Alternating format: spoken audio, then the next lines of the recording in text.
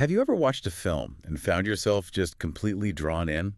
Not just by the plot, but by, how it digs into power, family, those really complex, sometimes brutal ties and the choices people make, the ones that change everything. Oh, absolutely. Those moments in cinema that just stick with you. Right. They don't just entertain, they genuinely make you think, maybe even see things a bit differently afterwards. Yeah, there are definitely films that do that. They force you to confront some pretty uncomfortable stuff about ambition, loyalty, what legacy really means. Sometimes it's corrosive. Exactly. They become more than just movies. Cultural touchstones, almost. Couldn't agree more.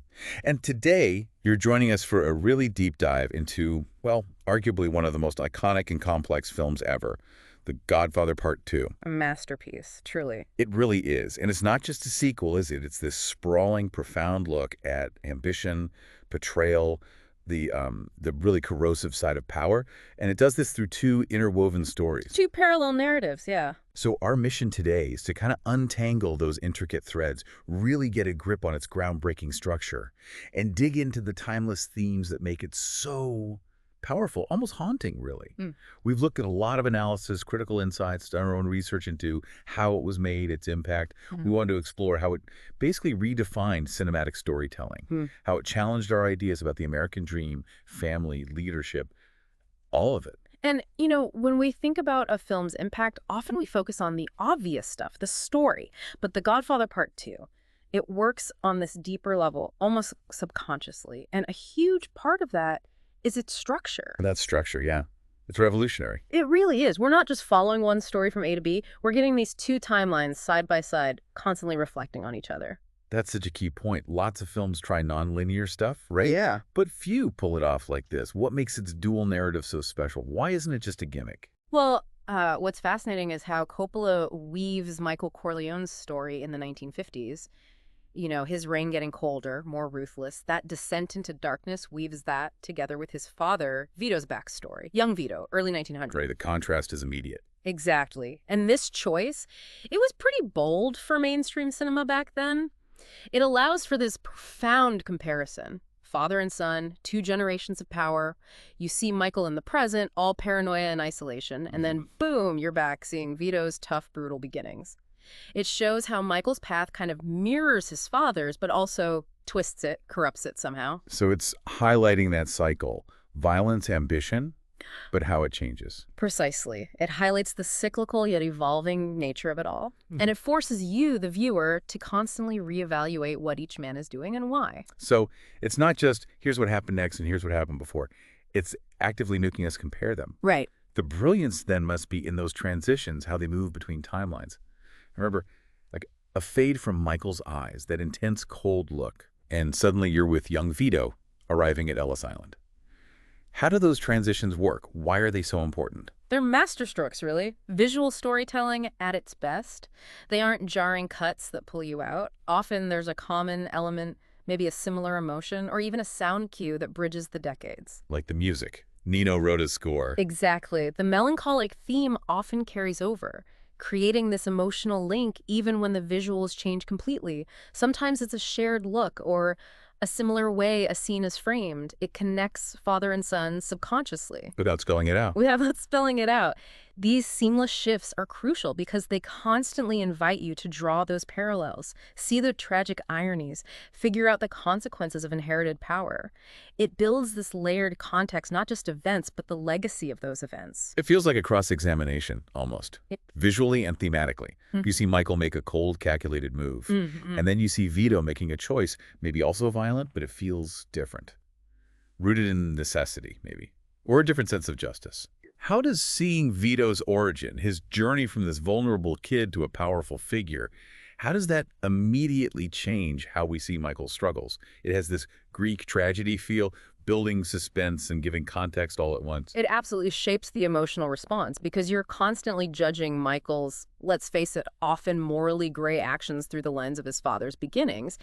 This non-linear thing, it allows for a kind of thematic foreshadowing you just don't get otherwise. Right. You see Vito starting innocent, driven by trauma, wanting to protect his family, his community, becoming the respected Don. And that's the stark contrast to Michael's, well, seemingly inevitable slide. From wanting control, wanting legitimacy. Yeah, wanting that initially, but spiraling into deep isolation, moral bankruptcy. It's clever because it plays with ideas of fate versus free will. Was Michael doomed, or did his choices lead him there? So the structure plants that big question right away. Is Michael's path just how things had to evolve, a grim modernization? Or is it a flat-out tragic corruption of what Vito built, of the values Vito claimed to have? Exactly. That question hangs over the entire film, Yeah. and the dual narrative keeps you grappling with it. It's way more than just a crime story. Okay, so that takes us right into Vito's story. His ascent, the architect of respect, as you put it, the foundation Michael inherits. And the figure Michael is constantly measured against, for better or worse. Let's go back. Sicily, 1901, the very beginning, the genesis of dawn.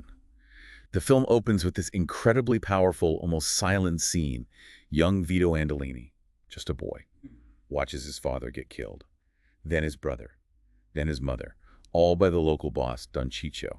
That foundational trauma, how significant is it? Oh, it's incredibly significant, not just for Vito, but for the whole Corleone story. Think about it, by age 9, his entire family wiped out by this ruthless display of power. Don Ciccio just asserting dominance. It shapes everything for Vito. His understanding of justice, survival, how to protect people, or maybe how to protect himself. It plants the seed of his future ambition, that quiet resolve born out of feeling completely helpless. And then he's smuggled to America. Ellis Island. Right. And there's that subtle but profound moment, which apparently happened to a lot of immigrants. The officials rename him Vito Corleone after his hometown. Wow. It's a severing of his past. Vito Andolini dies, in a way. A new identity is forced on him. But ironically, it ties him right back to the place where he lost everything. Loss and a new beginning, all tied up in that name. It's chilling, isn't it? How quiet young Vito is in those scenes. Sicily, Ellis Island, you can almost see the wheels turning, even in the kid. Absorbing the brutality, the vulnerability, learning lessons that will stick with him for decades. That watchful nature, yeah. It's core to his character. Very different from some of the hotheads he deals with later. Okay, fast forward. New York, maybe 1917 to the early 1920s. Vito's grown up. Still quiet, watchful, struggling into Little Italy with his wife, Carmela, and young kids. The film does a great job showing the conditions, right? It really does. The tough social economic situation. For Italian immigrants back then, legit opportunities were scarce. Lots of discrimination. So this vacuum gets created. Where formal power doesn't reach, informal structures pop up, alternative economies, different loyalties. Fertile ground for guys like Fanucci, and eventually Vito. Exactly. It's that environment, that desperation and lack of options that pushes Vito towards, well, what becomes the underworld. It starts small, almost accidental. He hooks up with Peter Clemenza, Salvatore Tessio, his future capos. Right. You start with petty stuff, theft, just trying to get by. Pretty much. Filling a gap left by the official system. It's not like he sets out with some grand plan to be a gangster initially. It's driven by necessity. And then comes Fanucci, the defining moment. The catalyst, yeah. Don Fanucci, this local extortionist, struts around in his white suit, feather in his hat, a real parasite demanding a cut from everybody, including Vito and his friends for their small-time thefts. Yeah. He's oppressive. And Vito decides to take him out. Yeah. That scene during the festival. It's incredible. It's pivotal. Vito, with that meticulous planning, that chilling precision, he stalks Fanucci, uses the noise of the festival fireworks to cover the shots in the hallway, then calmly walks away. But the impact of that act is what's key. Because it's not just seen as a crime, is it? Fanucci was terrorizing the neighborhood. Exactly. He offered nothing but fear. Vito's act, it's seen as bravery, as necessary protection. He took out the oppressor, and that earns him respect. Real deep respect. It launches him. Not as another Fanucci, but as a different kind of Don. Benevolent. Strategic. Someone who helps people. Someone who earns loyalty, yeah. It's a stark contrast to Fanucci's fear-based style. It shows how power can be grabbed not just with force, but with strategy that taps into what the community actually needs or feels. And Coppola shows us the details, right? Vito planning it out, checking the route, wrapping the gun in a towel. Even cleaning the gun afterwards, taking it apart, then walking home past kids playing. It shows how methodical he is, composed. It's not hot-headed rage, it's calculated for what he probably sees as the greater good freeing his community. That approach is key to his rise. Trust, fear, respect, all mixed together. And then the cycle completes itself in a way. Years later, Vito goes back to Sicily. As a powerful man, yeah. Established, respected. And he tracks down Don Ciccio, the old man who killed his family all those years ago. The confrontation, decades in the making. And it's not random. It's the culmination of this deeply personal vendetta. It shows Vito's unwavering commitment to family honor, even after all that time. The scene itself is chilling, almost ritualistic. He reveals who he is, Vito Andolini from Corleone. And then he cuts Ciccio's stomach open with a knife, avenging his family. Brutal, yes, but symbolic. It cements his character. Loyalty and retribution above all. It connects to that idea of generational trauma, the long memory of the mafia code.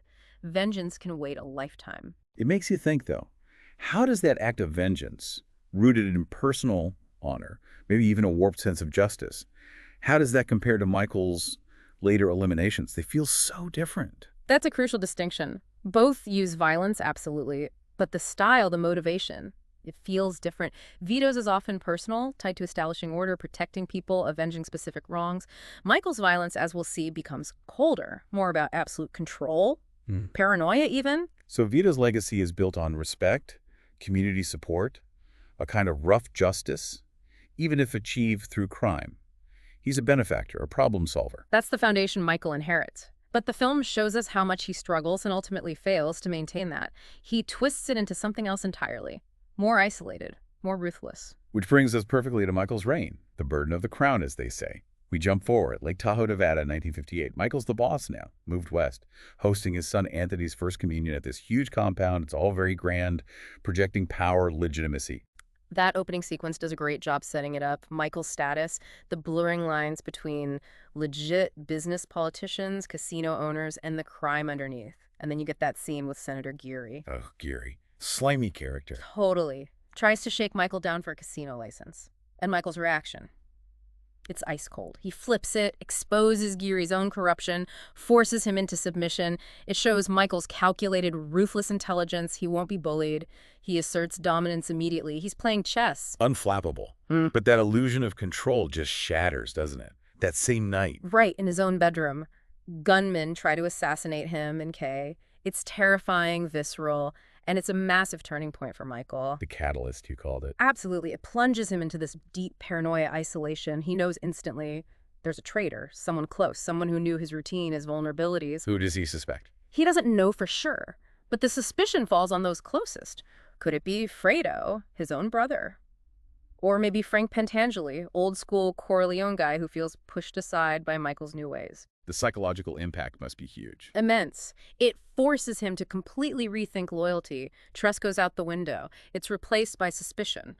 Corrosive suspicion. He can't tell friend from foe anymore. And that changes him. Fundamentally. So, with this betrayal threat hanging over him, he goes to Havana, Cuba. Hyman Roth, the aging Jewish mob boss, big casino deal. Yeah, taking the investigation global, trying to figure out who's behind the hit. And Havana, pre-revolution Cuba. It's this vibrant, tense backdrop for this high-stakes game Michael's playing. And Michael starts to suspect Roth himself, right? He does. Michael's getting sharper, better at seeing through deception. Roth keeps talking about partnership, loyalty, but Michael senses something's off.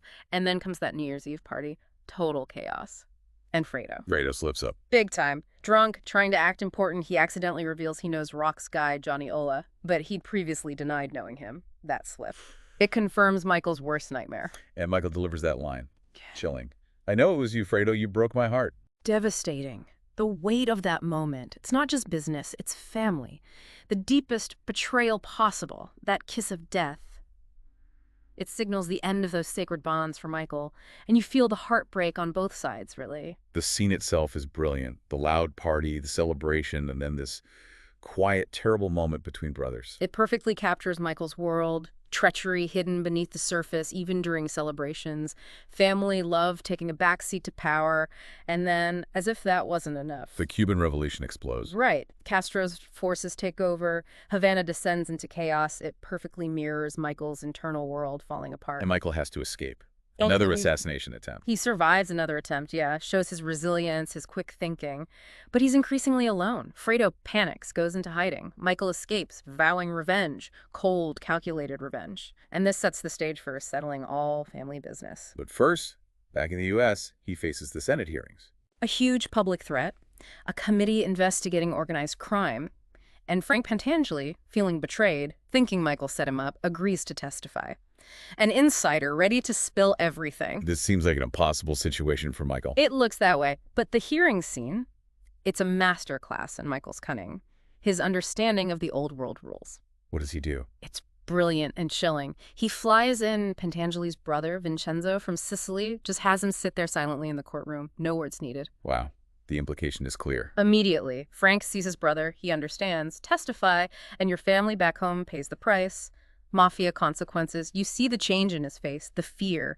He completely recants his testimony, saves Michael, humiliates the committee. Psychological warfare. Textbook, using Pentangeli's deepest vulnerability, family honor, against him.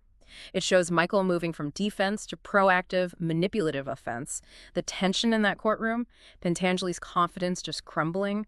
It's also historically resonant. Real Senate hearings often hit these walls because of witness intimidation. But the cost keeps mounting personally. His marriage to Kay. It's basically over. Completely broken, she's distant, horrified by his world. And then she drops that bomb. The miscarriage wasn't a miscarriage. She had an abortion. Yeah. To prevent bringing another child into Michael's violent world, it's the ultimate rejection of him, his life, his legacy, her desperate attempt to break the cycle, a moral stand in her eyes. And Michael's reaction. Pure, unmasked tyranny, rage. He can't control her, so he lashes out, slaps her violently, then bans her from seeing the children. It shows his total inability to handle dissent, any loss of control, even in his own marriage. Kay becomes just another person to dominate. The irony is he thinks he's protecting the family, but he's destroying it from the inside out. Suffocating everyone around him. Exactly. So with Roth, Pentangeli, Fredo, all these threats simmering, Michael decides it's time.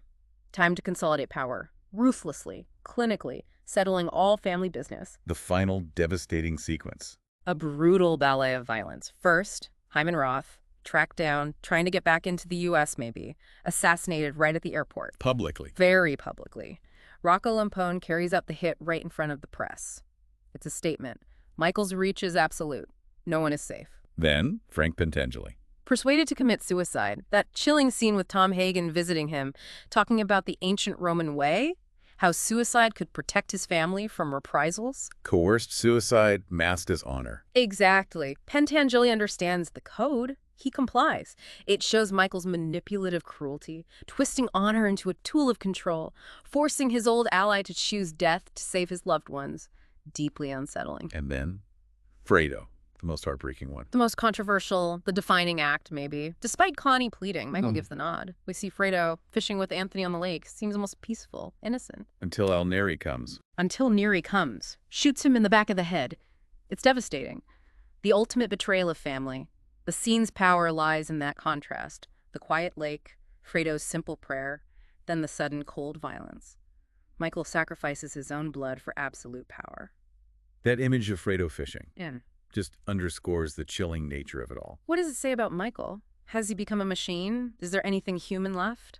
The silence afterwards is profound. He's crossed a line, no going back. He's the ultimate predator now, eliminating even the weakest link in his own family to ensure total control. Keep your friends close, enemies closer. For Michael, everyone's a potential enemy. Which leads us right into unpacking those huge themes. Power, corruption, family. Made so much clearer by that dual narrative. Absolutely. First, power and corruption. Michael's journey is the ultimate cautionary tale, isn't it? Absolute power corrupting absolutely, leading to moral ruin, spiritual emptiness. And you contrast that with Vito. Vito's power started, arguably, from protecting his community, earning respect. He had a code, however flawed. Right. Michael's power becomes isolating, based on fear, paranoia, eliminating threats no matter the cost. He gains this massive empire, looks legitimate on the surface, but he loses his soul, becomes this empty shell. Then family versus business. The central tragedy, maybe. Could be. Michael completely fails to balance them. He chooses business every time and destroys his family doing it. Vito managed it differently, didn't he? Kept things somewhat separate or integrated family through loyalty, protection being paramount. There was a distinction, yeah. For Michael, family becomes just part of the business, consumed by it, corrupted by it. Kay, the kids, their casualties. Kay's abortion, his rejection of her, and then killing Fredo. The family isn't a safe haven anymore. It's just another part of the empire to control. Prune the weak branches. And the cycle of violence. present in both, but different. Nuanced, yeah. Vito's rise involved violence, sure, but often tied to a personal code, honor, retribution. Michael's reign is rooted in cold, paranoid control. Vito's violence often felt purposeful, establishing order, taking out predators like Finucci, avenging Don Ciccio. It had a kind of a twisted justice, maybe. Possibly. Michael's violence in Part 2 feels different, more preemptive, colder, aimed purely at securing absolute control, eliminating potential threats. Driven by internal paranoia, not external injustice. It's a darker cycle, organized crime evolving from community protector to ruthless corporation. And finally, the American dream. How does that play out? Vito, in his own way, kind of achieved a version of it, didn't he? Immigrant orphan rises to power, builds an empire, commands respect. Twisted, illicit, but still. A version of rising from nothing? Exactly. Michael inherits that dream, tries to legitimize it, take the family mainstream, but in doing so, he sacrifices the very things Vito, ironically, valued. Family, loyalty, honor. His pursuit of control turns the dream into a nightmare. Isolation. Moral decay. He's a prisoner of his own success. And all these themes, they're not separate. They're woven together. Power corrupts family.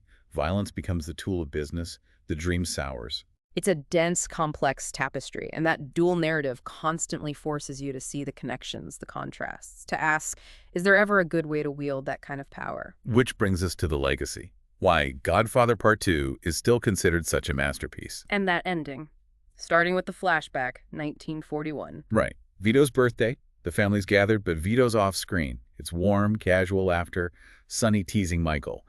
A huge contrast to Michael's present. And then Michael drops the news. He joined the Marines. The family's reaction, disappointment, anger even. Sonny scoffs, Tom offers ways out. Fredo's just surprised. It's that glimpse of innocence, isn't it? The path not taken. Exactly. The good son serving his country, not destined for the family business. Their reaction shows their expectations. His deviation makes his eventual transformation even more tragic. It highlights the element of choice in his journey, or maybe the forces that pulled him in despite that choice. You see the life he left behind. It raises that question of fate versus free will again. And then the final scene. Michael, alone. Tahoe compound. Silence. Just sitting there. His face, a mask of emptiness, reflecting on everything lost. Family, morality, soul.